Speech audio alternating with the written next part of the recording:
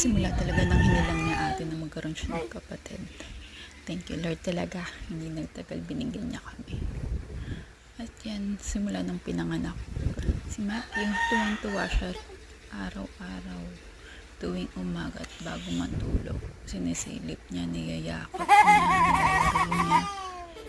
To show na kung gaano niya kamahal ang kapatid niya.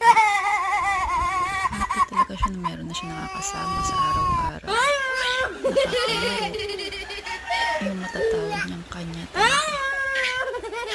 Kahit pa mag-awayin siya ng kapatid niya. Mahal na mahal niya yan. Konting pitik ko nga lang dyan. Akala niya pinalo ko na talaga. Ganun siya ka-observant sa kapatid niya. Kung gaano niya yan kamahal. Kaya happy ako na happy ang ina ko na meron siyang kapatid. Thank you Lord.